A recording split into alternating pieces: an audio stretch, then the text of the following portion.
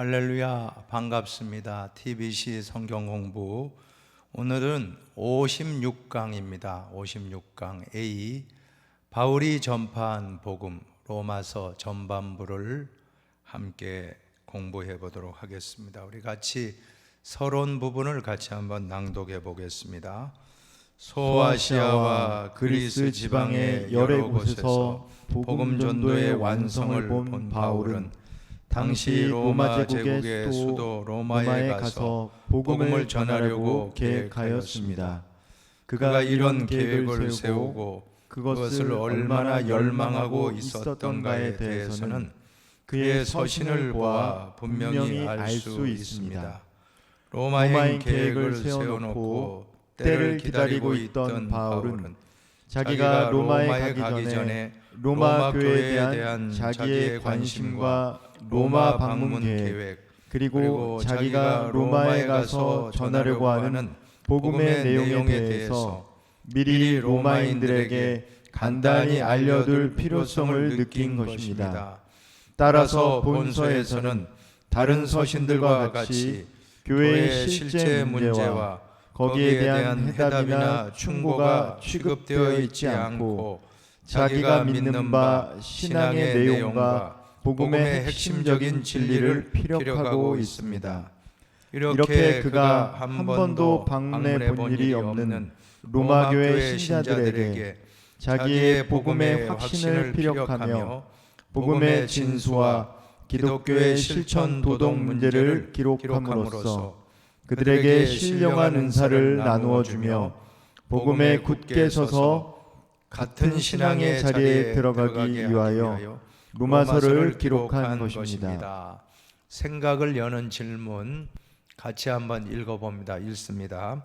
믿음으로 의롭다함을 받아 구원함을 받은 그 구원에 값없이 받은 것이라고 해서 우리들이 때로는 이것을 값싼 은혜로 잘못 생각하고 있지 않습니까? 우리는 값없이 구원을 받았다, 은혜로 구원을 받았다라고 하지만 이것이 값싼 구원이 아니라는 걸 우리는 알아야 합니다.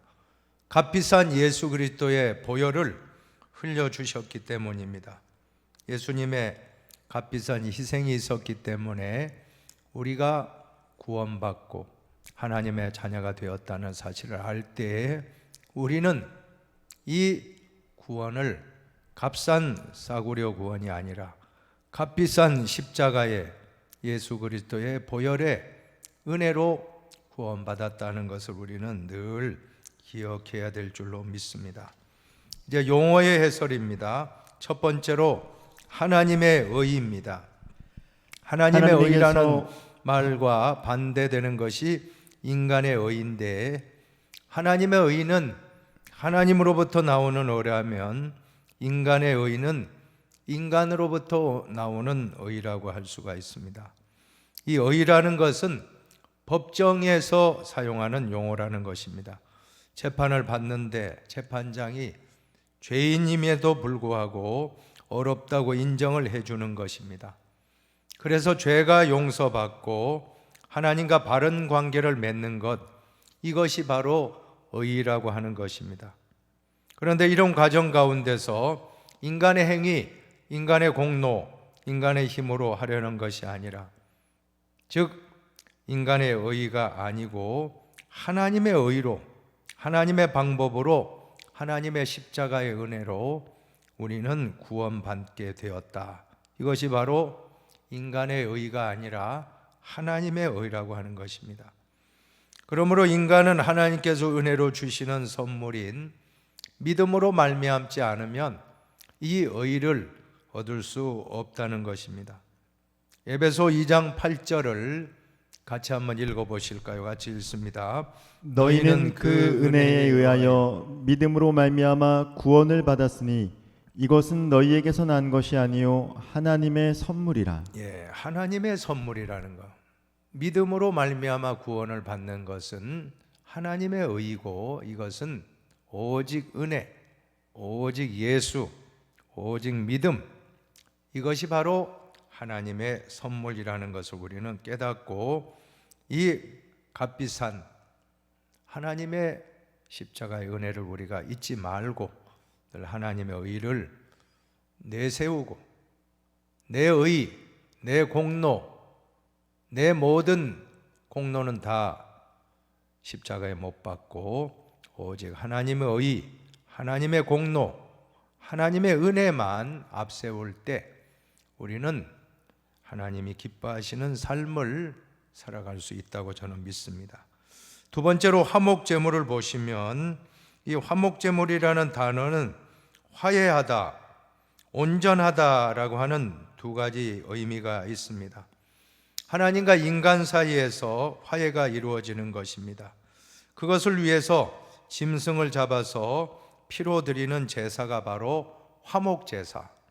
우리 그리스도인들에게는 화목하게 하는 직분을 맡겨주셨는데 이 화목이라고 하는 것이 얼마나 중요합니까? 하나님과 인간 사이의 분쟁을 종식하고 화평과 친교와 연합이 이루어졌음을 감사하여 드리는 제사가 바로 화목제사라고 하는 것입니다. 그리스도가 화목의 제물로서 그 피를 흘려 주심으로 인간은 하나님과 화목을 이루게 된 것입니다. 구약 시대에는 소나 양이나 염소의 피로 화목을 이루었다라고 하면 신약 시대 예수님이 친히 어린 양으로 오셔서 화목 제물로 바쳐짐으로 하나님과 우리 인간 사이에 화목이 이루어지고 또 사람과 사람 사이에 화목이 이루어지는 놀라운 역사가 일어난 것입니다. 이 사실을 우리는 의심하지 말고 그대로 믿어야 합니다. 이제 세 번째 은사를 보십시오. 은사는 카리스마타라는 용어인데 헬라어로 은혜에서 나온 말. 은혜는 카리스, 은사는 카리스마타. 쪽 은혜의 선물, 선물을 뜻합니다. 신약에서 카리스마는 인간의 노력으로 얻을 수 없는 것으로 다만 하나님께서 인간에게 주시는 선물, 은혜의 선물, 한자로 보면 은혜 은자의 선물 사자. 이 은사는 하나님이 우리에게 선물로 주시는 것입니다. 하나님은 각 사람에게 개별적으로 각 사람에게 은사 곧 선물을 주십니다. 그래서 사람들은 각각 다른 은사를 가지고 있는 것입니다. 이 은사는 여러 가지입니다. 로마서 12장과 고린도전서 12장에 보면 수많은 성령의 은사가 나오는데 성경의 은사를 피터 와그너라고 하는 분은 27가지로 정리하기도 했습니다. 로마서 12장에 보면 7가지 은사가 나오는데 예언, 섬기는 일, 가르치는 자, 위로하는 자, 구제하는 자, 다스리는 자, 또 긍휼을 베푸는 자, 이와 같은 7가지 은사가 있고 그리고 또 고린도전서 12장에 보면 9가지 은사가 나오지 않습니까? 지혜의 말씀, 지식의 말씀, 믿음, 병 고치는 은사, 능력 행함의 은사, 예언의 은사, 영분별의 은사, 방언의 은사, 통역의 은사까지 9가지 은사가 나오고 그리고 여러 성경을 보시면 심지어 사도의 은사, 서로 돕는 은사, 행정의 은사, 복음 전도의 은사, 목사의 은사, 독신의 은사, 자원하여 궁핍하게 되는 은사, 순교의 은사, 대접의 은사, 선교사의 은사, 남을 위한 중보기도의 은사, 귀신을 쫓아내는 일까지 총 27가지의 은사가 있다라고 피터 와그너라고 하는 분은 은사를 다양하게 성경에 나온 은사를 27가지를 뽑을 정도로 많다는 것입니다. 자, 이 27가지 은사를 왜 우리에게 주셨습니까? 2가지입니다. 먼저는 우리 개인을 위해서, 우리 개인의 유익을 위해서 주셨고 더 중요한 것은 공동체를 위해서 주셨는데 공동체, 즉 교회를 잘 섬기라고 은사를 주셨습니다. 목사의 은사는 말씀의 은사인 줄 믿습니다. 지식의 말씀의 은사, 지혜의 말씀의 은사. 설교 준비, 새벽도 해야죠. 수요도 해야죠. 금요도 하고, 또 주일은 당연히 또 하고, 일주일에 최소 대여섯 편 설교를 한다고 할 때 어떻게 가능합니까? 하나님이 지혜의 말씀, 지식의 말씀을 주시기 때문에 말씀을 지금까지 전할 수 있는 것입니다. 하나님이 주신 것입니다. 이 음성과 어조와 이 톤도 하나님이 주시는 거예요. 목사가 잘났다고 설교하는 게 아닙니다. 하나님이 은사를 주시기 때문에 부족한 정도 17년간 흰돌교회 말씀 사역을 감당하고, 또 여러 가지 교회 상담과 섬기는 일과 기도의 일과 신방과 모든 것은 하나님의 은사가 아니면 안 된다라고 하는 것입니다. 이제 시대적인 배경을 보십시오. 시대적인 배경을 보면 우리가 신약 성경을 보면 21개의 서신이 나오는데 편지 형식을 띠고 있는 것이 서신인데, 야고보나 요한계시록이나 히브리서는 조금 다른 형식이 된다라고 하는 것입니다. 자, 한번 보십시오. 첫 번째, 문학 형식으로서의 서신을 보시기 바랍니다. 서두에 인사말과 함께 보내는 사람의 이름, 사도 바울 이름 나오고, 또 받는 사람은 로마에 있는 교인들에게 전한다. 또 감사와 하나님을 향한 기도가 나옵니다. 우리가 너희를 위해서 항상 쉬지 않고 기도하고 있다라고 언급하고, 우리가 너희를 생각할 때마다, 사도가 로마 교인을 생각할 때마다 감사의 마음이 든다라고 하는 이런 감사와 기도의 문구가 나오고, 그 다음에 서신의 내용들이 쭉 나옵니다. 로마서는 1장부터 11장까지는 교리에 대한 내용이라면 12장부터 16장까지는 실천, 그리스도인은 어떻게 살아야 될 것인가. 그래서 로마서 12장 1절에 보면 그러므로 형제들아 내가 하나님의 모든 자비하심으로 너희를 권하노니 너희 몸을 하나님 기뻐하시는 거룩한 산제물로 드리라. 이는 너희가 드릴 영적 예배니라. 이와 같은 실천편. 그러므로 1장부터 11장까지의 모든 복음의 말씀을 다 들었으므로, 그러므로 이제는 어떻게 살아야 될 것인가 하는 것이 12장부터 기록되고 있다라고 하는 것입니다. 그리고 마지막 결론에는 많은 사람들, 수십 명의 동역자들에게 안부 인사를 전하고 또 축복하고 이렇게 말씀을 맺는 것으로 구성이 되어 있다라고 하는 것입니다. 이 서신서의 핵심은 어떤 내용입니까? 그냥 안부나 묻고 소식을 전하는 그런 차원이 아니라 교육적인 목적도 있다는 것입니다. 또 신학 사상이 들어있고, 공동체, 교회를 세우기 위한, 또 어려움 가운데 있는 교회를 어떻게 세우고 교회 안에 있는 문제들을 어떻게 해결해야 될 것인가. 자, 이러한 내용으로 서신서가 이루어져 있고, 로마서도 마찬가지로 그렇게 되어 있다라고 보시면 될 줄로 믿습니다. 예나 지금이나 교회에 문제 없는 교회는 없어요. 어떤 분들은 문제 없는 교회가 어디 있나 하는데, 크고 작은 문제는 다 있습니다. 그런데 건강한 교회는 문제가 와도, 감기 바이러스가 침투해도 건강하면 이겨냅니다. 그러나 우리 몸이 약할 때는 작은 감기 바이러스가 들어와도 독감, 폐렴, 크게 중병으로 발전할 수 있다는 것입니다. 교회는 죄인들의 공동체입니다. 그래서 마틴 루터는 우리 그리스도인을 뭐라고 합니까? 의인인 동시에 죄인이요, 죄인인 동시에 의인이다. 구원받은 죄인이다. 구원받은 죄인이라고 하지 않습니까? 우리는 다 죄인이기 때문에 여러분들이 신앙생활할 때 사람을 바라보며 신앙생활하면 실망할 수밖에 없습니다. 오늘 다시 한번 다짐하십시오.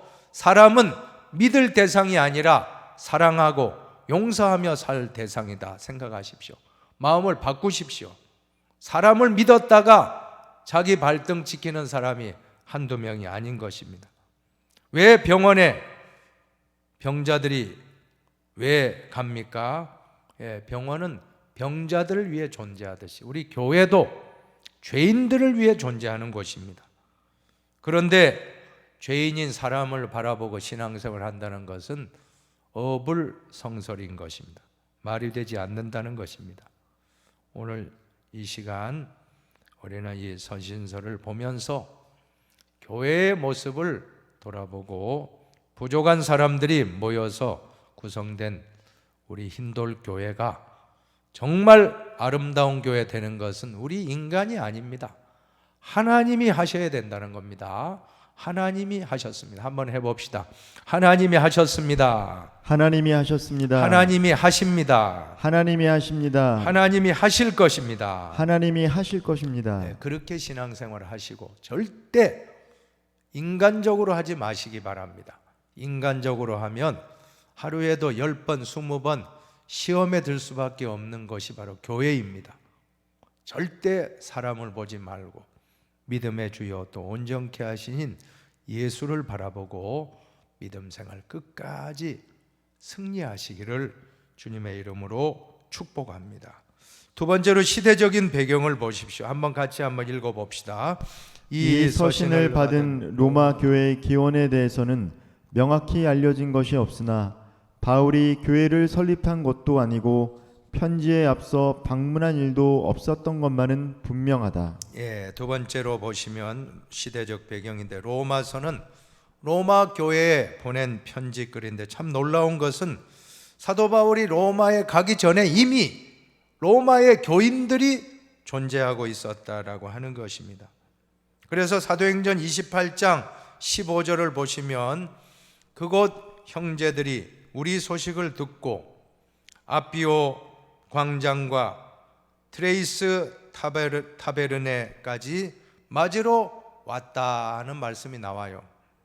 이미 그곳 형제들이 로마에 있는 형제들이 로마에 도착했을 때 바울이 오는 걸 알고 마중 나왔다는 건 놀랍지 않습니까?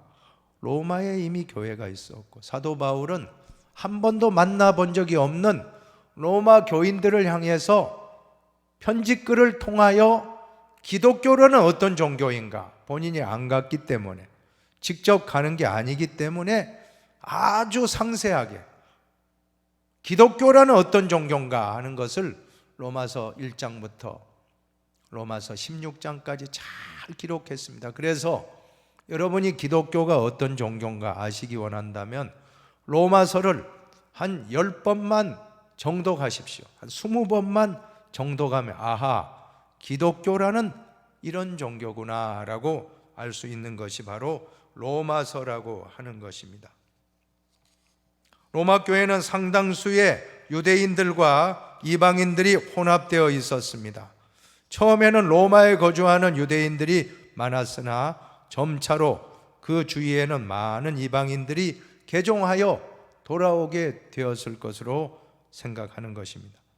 그러니 유대인과 이방인 헬라인들 간에 문화적인 차이가 존재해 있었고 갈등의 요소가 있었다는 걸 알 수가 있습니다. 여러분, 이러한 가운데서도 교회는 성령이 하나 되게 하시는 걸 믿으시기 바랍니다. 우리 인돌교회도 다양한 계층, 다양한 남녀노소, 연령층, 다양한 그러한 지식 수준, 다양한 경제 수준의 사람들이 있지만 이렇게 오늘 한 피 바다 한 몸 이룬 형제요 자매로 화목하게 하나 되어 있다라고 하는 것은 우리 인간의 힘으로 할 수가 없습니다. 하나님의 성령이 우리 흰돌교회 함께 하심으로 말미암아 오늘 지금까지 53년 동안 하나님이 우리 흰돌교회를 이끌고 오셨다 하는 것을 우리는 성경을 통해서 또 깨닫게 되는 것입니다. 자, 세 번째로 보십시다. 세 번째로 보면 바로 로마서의 기록 목적이 나오는데 세 가지 목적으로 로마서를 보냈다는 것입니다. 첫 번째는 선교적인 목적입니다. 로마 교회를 선교 센터로 삼아서 서쪽으로 서바나, 지금의 스페인, 당시에는 땅끝, 그 당시에 대서양 건너 육지가 있다라고 생각 못할 때입니다. 서바나, 스페인은 바로 서쪽 끝입니다. 끝까지 가기 위해서 이렇게 로마서를 기록했다는 것입니다. 두 번째로는 변증을 위해서입니다. 기독교 복음이 어떠한 것인가? 그래서 로마서를 읽으면 잘 기독교 복음의 진수를 깨달을 수가 있습니다. 세 번째는 목회적인 목적입니다. 어려운 가운데 있는 교회들을, 갈등 가운데 있는 교회들을 안정시키고 화목시키기 위해서, 바르게 세우기 위해서 이 로마서를 사도 바울이 기록했다는 것입니다. 바울이 로마서를 쓴 장소는 고린도로서 때는 3차 전도 여행 중으로 추정됩니다. 로마서 15장에 보면 너희에게 들렀다가 서바나로 가리라, 로마에 갔다가 스페인으로 가고자 하는 계획까지 다 밝히고 있기 때문입니다. 말씀의 해석입니다. 바울의 갈라디아서가 그리스도인의 자유의 대언장이라면 그의 로마서는 그 강령입니다. 구체적인 강령, 그리스도인의 자유의 대언장의 구체적인 강령이 바로 로마서라고 할 수가 있습니다. 갈라디아서나 로마서는 정말 복음의 진수가 있는 그러한 책들인데, 여러분 갈라디아 5장 1절 아시죠? 한번 같이 읽어봅시다. 그리스도께서 우리를 자유롭게 하려고 자유를 주셨으니 그러므로 굳건하게 서서 다시는 종의 멍에를 매지 말라. 갈라디아서 5장에 나오는 자유의 대언장, 자유를 주시기 위해서 우리에게 이렇게 복음의 선물을 주셨습니다. 이제는 다시는 노예가 되지 말라. 종의 노예가 되지 말라. 노예의 멍에를 쓰지 마라. 매지 말라. 왜냐하면 우리는 하나님의 자녀가 된 것입니다. 여러분 신앙생활도 노예로 하면 안 됩니다. 교회 오는 것도 아이고 노예 생활하듯이 억지로 오고, 헌금하는 것도 안 내면 찜찜하니까 헌금하고, 그게 아니에요. 우리가 교회 오는 것도 기쁨으로 하나님의 자녀로서 아빠 아버지를 만나러 오는 것이고, 우리가 하나님께 예물 드리는 효도하는 마음으로, 하나님께 부모님 공경하는 마음으로 정성껏 부모님을 기쁘시게 해드리는 그런 마음으로 헌금도 하고, 자녀입니다. 여러분 종이 아닙니다. 자녀예요. 자녀로 봉사하고, 자녀로 교회 오고, 자녀로 예배드리고, 자녀로 봉사하고 헌신하고 모든 주의 일을 하시기 바랍니다. 루터에 의하면 로마서는 가장 명료한 복음이라는 것입니다. 한번 따라합시다. 로마서는 가장 명료한 복음입니다. 가장 명료한 복음입니다. 너무나도 명료합니다. 네 복음서가 있는데 이 네 복음서와 사복음서와 로마서는 서로 보완 관계에 있다는 것입니다.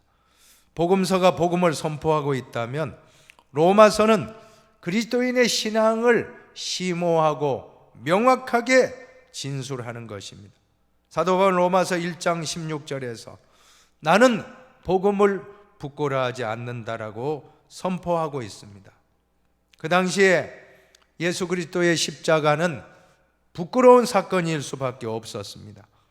왜냐하면 가장 흉악한 죄인이 그 사형틀 십자가에 못 박혀 죽었기 때문입니다. 그러나 사도 바울은 전혀 복음을 부끄러워하지 않는다고 선포했습니다. 왜냐하면 이 복음이 믿는 자에게 구원을 주시는 하나님의 능력이 되었기 때문입니다. 여러분 복음의 핵심 예수 그리스도의 십자가, 그 십자가가 우리에게는 은혜의 복음이요 구원의 복음이요 능력의 복음입니다. 이것을 믿고 복음을 부끄러워하지 마시기를 바랍니다. 복음의 필요성을 보십시오. 사람이 몸에 병든 것을 알아야 찾아가고 병원 문을 놓고 하듯이 우리는 이 병이 들면 우리가 병원에 찾아가듯이 여러분 마찬가지입니다. 우리가 인간이 얼마나 죄인인가 그것을 알아야만이 우리는 하나님을 찾게 되는 것입니다. 그래서 로마서 서두 부분에 복음의 능력을 선포한 다음 이방인의 죄, 유대인의 죄, 이 죄악의 목록을 엄청나게 많이 다루고 있는 것입니다. 왜 그럴까요? 바로 우리는 죄인이기 때문에, 우리 인간이 죄인이기 때문에 우리는 예수 그리스도의 십자가를 의지할 수밖에 없다 하는 그 논리가 바로 로마서의 논리입니다. 여러분, 하나님의 진노는 하나님의 사랑의 다른 측면입니다. 하나님의 진노는 배격하고 꾸짖는 사랑인 것입니다. 하나님의 진노는 미움이 아니라 하나님의 사랑의 다른 표현이 진노로 나타납니다. 사랑만 있고 진노가 없다면 참 사랑이 아닌 것입니다. 여러분, 우리가 잘못을 범했을 때 하나님이 징계하는 것, 자, 이것이 축복인 것을 깨달아야 합니다. 구약에 보면 하나님의 진노하는 사랑이 많이 기록되어 있습니다.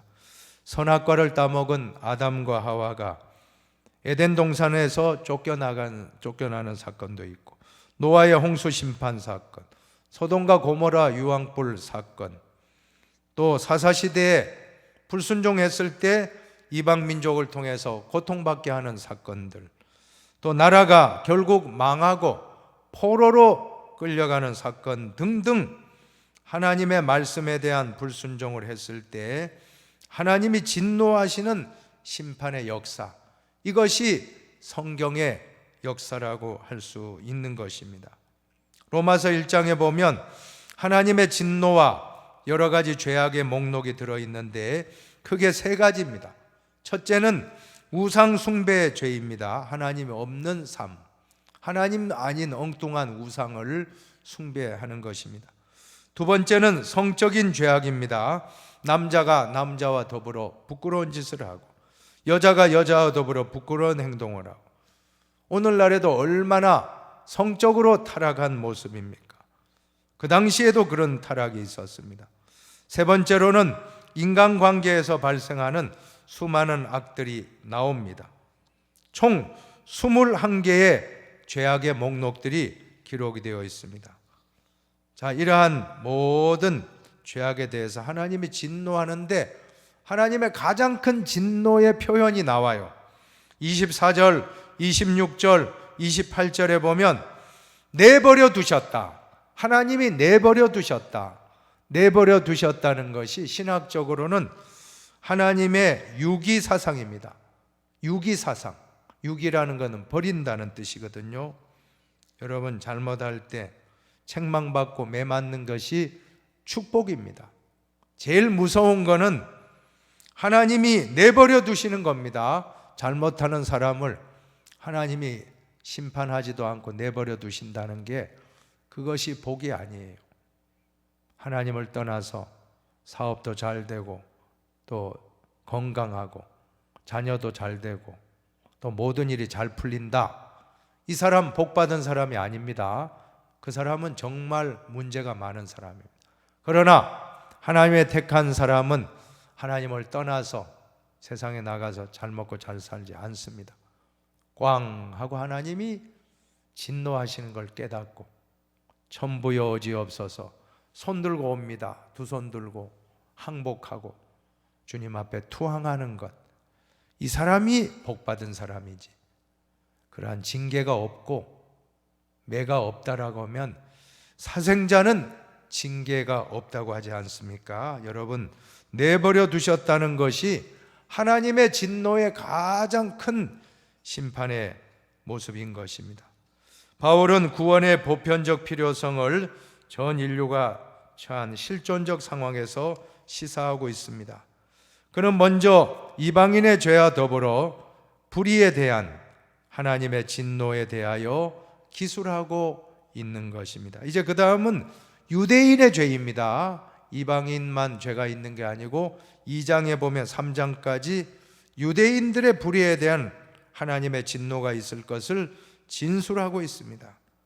유대인들의 이방인에 대하여 우월감을 가지고 있었기 때문에 자신들만이 이것이 하나님의 율법을 받은 사람이라고 이렇게 자랑했지만 정작 그들이 율법을 어김으로 하나님을 욕되게 하였다라고 바울이 지적하는 것입니다.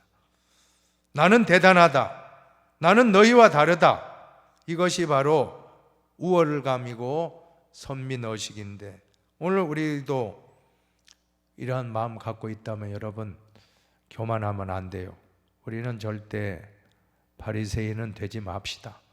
우리는 항상 주님 앞에 죄인인 걸 고백하고 첫째도 겸손, 둘째도 겸손, 셋째도 겸손입니다. 하나님은 교만한 자를 물리치시고 겸손한 자에게 은혜를 베푸십니다. 절대 교만하지 맙시다. 오늘 유대인들의 모습, 정말 바울은 유대인들을 향해서 의인은 없나니 하나도 없다라고 말씀하면서 열린 무덤과 같다고 했습니다. 여러분, 무덤 속에 썩는 냄새, 송장 썩는 냄새가 가득 차 있는데 그 뚜껑이 열린다고 해보세요. 얼마나 그 냄새가 고약합니까? 바로 오늘 우리의 모습 아닙니까? 우리도 하나님을 믿노라 하면서 우리 속에는 회칠한 무덤과 같이 송장 냄새가 난다면 어떻게 되겠습니까? 우리는 절대로 유대인처럼 바리새인처럼 교만하지 말기를 바랍니다. 하나님은 다른 죄는 다 손가락으로 다루시지만 교만죄만큼은 팔을 걷어붙이신다고 했습니다. 절대로 우리는 교만하지 말고 유대인이 선민의식을 가지고 나는 이방인과 다르다라고 하는 교만한 모습이 하나님이 진노하시는 모습이 되고 말았습니다. 우리는 첫째도 겸손, 둘째도 셋째도 겸손하게 신앙생활 잘 하시길 바랍니다. 두 번째로는 인류의 구원을 위한 하나님의 계획입니다. 한번 같이 읽어보실까요? 같이 읽습니다. 이제는 온 인류가 갈망하던 하나님의 의가 나타났으니 이는 율법을 지킴으로가 아니라 그리스도를 믿음으로 나타나는 것이라고 주장한다. 당시 유대인들은 선행으로 어렵다함을 얻으려고 하였고 헬라의 도덕 철학에서도 선행을 대단히 중요하게 여겼던 것입니다. 마틴 루터가 종교개혁을 일으켰던 그 시대에도 중세교회인데 선행을 정말 강조했습니다. 역사적으로 보면 믿음을 강조하느냐 선행을 강조하느냐 항상 이것이 대칭관계에 있었습니다.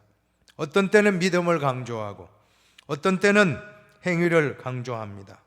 그런데 중세 때는 인간의 선행을 강조했습니다. 지금도 가톨릭에서는 10가지를 잘못했으면 10가지 선행을 해야 된다라고 하는 그런 선행의 교리가 있습니다. 아니면 헌금을 하라고 합니다. 대표적인 것이 연옥의 교리 아닙니까? 사람이 죽어서 바로 천국에 가는 것이 아니라 연옥이라는 곳에 머무르는데 천국과 지옥 사이에 위치해 있는데 이때 중세 면죄부를 판매할 때 베드로 대성당을 지으면서 이 금화가 이 헌금함에 땡그랑하고 쨍그랑하고 떨어지는 순간 당신의 아버지의 영혼이 연옥에서 천국으로 갈 것이요. 유명한 수도사 테젤이라고 하는 사람이 한 말입니다. 마틴 루터가 종교개혁을 일으킬 당시에 얼마나 중세교회가 썩었는지 연옥이라는 교리를 만들어 놓고 헌금을 하면 영혼을 돌아간 사람의 영혼을 하나님 나라로 천국으로 인도할 수 있다라고 미혹했고, 많은 사람들이 헌금을 들고 줄을 서서 면죄부라고 하잖아요. 면죄부, 죄를 사해 주는 그 표식을 받기 위해서 줄 서서 기다려서 헌금을 했다라고 하는 것입니다. 이건 아니다라고 95개조 방방문을 비텐베르그 성문에 붙이고 종교개혁을 일으킨 분이 바로 마틴 루터입니다. 오직 예수, 오직 믿음, 오직 은혜, 오직 말씀, 오직 하나님께 영광이라고 하는 이 모토를 가지고 바른 신앙을 선포하여, 오늘 우리는 프로테스탄트, 우리는 캐톨릭이 아닙니다. 프로테스탄트 교회는 바로 날마다 개혁하는 것입니다. 날마다 일신 우일신, 어제보다 오늘이, 오늘보다 내일이, 작년보다 금년, 금년보다 내년이 조금씩 변모하는 모습이 되었다는 것입니다. 여러분, 노너라는 책에 보면 군자불기라는 말이 나와요. 노너는 약 한 500구절의 문구가 나오는데, 500구절의 문구 중에서 여러분이 오늘 하나 배웠어요. 제일 짧은 문구 4자로 되어 있는 것이 바로 군자불기입니다. 군자불기. 군자는 동양의 로마에서 말하는 이상적인 리더라고 보면 됩니다. 군자는 신분이 높은 사람, 혹은 도덕적으로 이상적인 지도자상, 이 리더가 된다는 것은 군자불기라. 불은 안일불자, 기는 그릇기자. 군자는 그릇이 아니다. 이게 무슨 뜻입니까? 군자는 그 쓰임새가 한정되어 있는 그릇이 아니라는 뜻입니다. 어제도 똑같고 오늘도 똑같고 내일도 똑같은 그런 사람은 지도자가 될 수 없다는 겁니다. 군자는 그릇이 아닙니다. 군자는 어제보다 오늘이 조금 더 발전하고, 오늘보다 내일이 조금 더 발전하고, 작년보다 금년이, 금년보다 내년이 조금이라도 어떤 부분에서 발전하고 그래야지 고정돼 가지고는 딱 틀에 박혀서 변화가 없는 삶, 리더가 되지 못한다는 겁니다. 군자불기. 오늘 여러분 노노의 500구절 중에 하나 배웠습니다. 한번 해봅시다. 군자불기라. 군자불기라. 군자불기라. 군자불기라. 군자는, 리더는 고정되어 있는 하나의 쓰임새만 되는 그릇이 아니다. 아주 다양한 역할을 할 수 있어야 된다는 겁니다. 딱 요 그릇, 요 컵에 딱 요런 게 아니라는 거예요. 군자는 그런 것이 아니다. 군자는 틀에 박혀 있는 고정된 그러한 사람이 아니고 항상 새롭게 변화되고, 어제보다 오늘, 오늘보다 내일, 작년보다 금년, 금년보다 내년, 조금씩, 물론 그렇다고 나쁘게 바뀌면 안 되겠죠. 좋게 지식적으로도 학문적으로도 발전하고, 성품적으로도 발전하고, 그릇이 더 커지고 더 넓어지고 더 폭이 넓고 더 깊어지고, 자, 그것이 바로 군자불기라는 뜻입니다. 자, 이러한 모습으로 우리는 날마다 발전해 나가는, 이것이 우리 기독교적으로 말씀드리면 성화인 줄로 믿습니다. 점점 더 거룩해지는 성화의 자리까지도 나아가야 되겠다라고 하는 것입니다. 자, 의인이란 믿음으로 받아들여진 그리스도의 대속의 죽음을 통해서 오는 하나님의 은혜의 선물이라는 것입니다. 자, 두 번째로 보십시오. 믿음으로 구원받은 아브라함을 보시기 바랍니다. 아브라함을 예를 들고 있습니다. 아브라함은 믿음의 조상이요 유대 민족의 아버지요, 믿음의 모델 아닙니까? 자, 이분이 어떻게 했습니까? 너는 내 친척 본토 아비 집을 떠나 내가 내게 지시할 땅으로 가라. 그때 절대 순종했어요. 왜 가야 됩니까? 어디로 가야 됩니까? 가면 뭐 주실랍니까? 이런 거 묻지도 않고 그냥 순종했다는 겁니다. 한번 따라합시다. 믿음은 순종이다. 절대 순종이에요. 절대 순종. 그리고 나중에는 정말 놀랍게도 독자 이삭을 제단에 바치라고 할 때 아침에 일찍 일어나서 그 말씀대로 순종하여 어떻게 했습니까?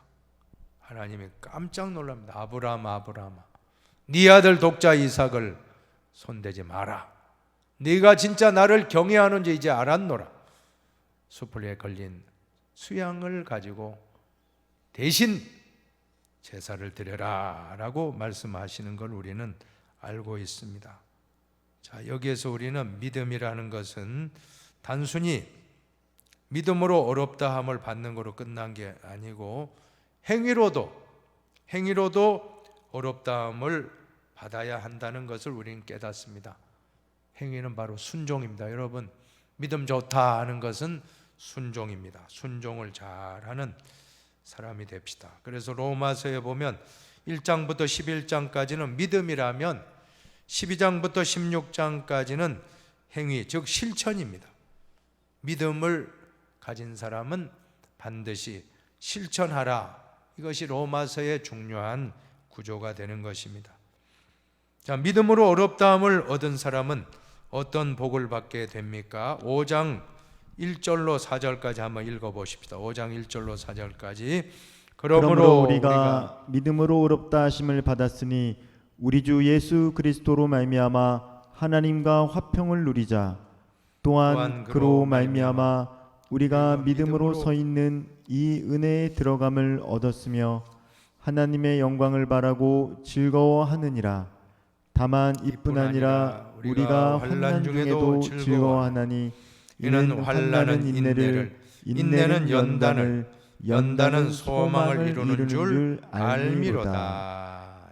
오늘 로마서 5장은 정말로 중요한 말씀인 줄로 믿습니다. 우리 모두가 믿음으로 어렵다함을 받는 이 놀라운 진리, 얼마나 중요한 말씀입니까? 여러분, 구원이란 것은 어렵다 인정을 받은 사람들이 누리는 새로운 삶인 것입니다. 의인은 하나님의 구원 행위이며 이제 그리스도인의 새 삶이 시작된다. 이제 우리는 그리스도인으로서 새 삶을 살아가게 되는데, 여러분, 구원이 무엇입니까? 존재의 이동입니까? 존재의 변화입니까? 단순히 예수 믿다가 죽어서 천국으로 이동한다, 이게 아닌 것입니다. 우리는 예수 믿는 순간부터 존재가 변화되는 것입니다. 변화돼요. 이제는 우리는 새 사람이 되는 것입니다. 우리가 알거니와 우리의 옛사람이 예수와 함께 십자가에 못 박힌 것은 죄의 몸이 죽어 다시는 우리가 죄에게 종노릇하지 아니하려 함이니. 옛사람은 끊임없이 십자가에 못 박고 죽고 우리는 새롭게 예수로 사는 것입니다. 이것이 바로 성화의 삶, 죄는 죽고 의로 살아가는 것. 나 자아는 죽고 예수로 살아가고 육은 죽고 영으로 살아가는 놀라운 역사. 이것이 바로 우리의 모습이 되어야 할 줄로 믿습니다. 여러분, 로마서 7장에 보면 재미있는 표현이 나오는데 부부관계를 예를 들고 있습니다. 여러분, 아내가 남편으로부터 자유하게 되는 것은 어떤 길이 있습니까? 남편이 정말 늘 속색이고 내 조금만 실수하면 지적하고 잘못을 따지고, 자, 그런 남편으로부터 해방되는 길은 뭡니까? 남편이 죽으면 돼요. 남편이 죽으면 나는 자유롭습니다. 그런데 여기서 남편은 율법이라는 것입니다. 율법은 계속 우리 양심을 찌릅니다. 계속 우리를 지적하고 이건 죄다, 너는 심판받을 사람이다, 우리를 힘들게 합니다. 그럼 남편이 죽으면 우리는 자유케 되는데, 여러분, 남편이 죽어야 되는데 율법은 절대 죽을 수가 없잖아요. 남편이 죽지 않습니다. 그러면 누가 죽어야 됩니까? 내가 죽어야 된다. 내가 죽어야 된다. 신앙생활은 내가 죽는 것입니다. 내가 죽을 때 진정한 자유를 누리고 끊임없이 내가 죽는 것이 우리의 영성의 핵심이 되는 것입니다. 자, 인류의 구원을 위한 하나님의 계획에는 하나님의 진노로부터의 자유가 있고, 죄로부터의 자유가 있고, 율법으로부터의 자유가 있고, 또 죽음으로부터의 자유가 다 들어 있습니다. 우리는 이 시간 주님의 명령, 누구든지 나를 따라오려거든 자기를 부인하고 자기 십자가를 지고 나를 따를 것이라. 여러분, 남편이 죽는 것이 아니라 내가 죽어야 합니다. 자식이 죽는 것이 아니라 내가 죽어야 합니다. 부모가 죽는 것이 아니라 내가 죽어야 합니다. 교회가 죽는 것이 아니라 내가 죽어야 됩니다. 남이 죽는 것이 아니라 내가 죽어야 된다. 자기 부인, 이것이 십자가, 이것이 복음입니다. 복음은 내가 죽고 예수가 사는 것입니다. 한번 따라합시다. 복음은 내가 죽고 예수로 사는 것이다. 예수로 사는 것이다. 복음은 내가 죽고 가정을 살리고 내가 죽고 교회를 살리고 내가 죽고 사회를 살리고 내가 죽고 교회를 살리는 것이다. 나라를 살리는 것이다.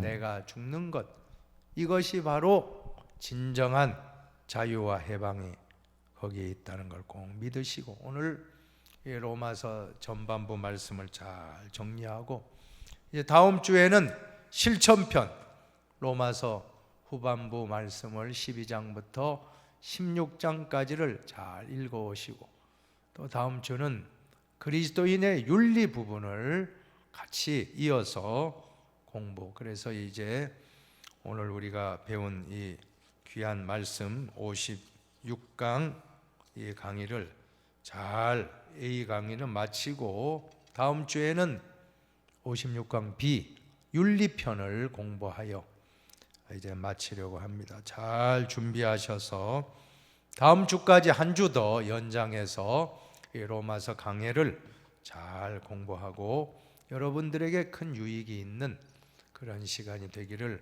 축원합니다. 기도하겠습니다. 하나님 아버지, 정말 감사합니다. 오늘 우리에게 로마서를 허락해 주시고 기독교가 어떤 종교인지 이 로마서를 깊이 묵상하는 가운데 모두 다 깨닫게 하여 주시옵소서. 감사하오며 축복하오며 길이요 진리요 생명 되시는 예수님의 이름으로 축복 기도하옵나이다. 아멘.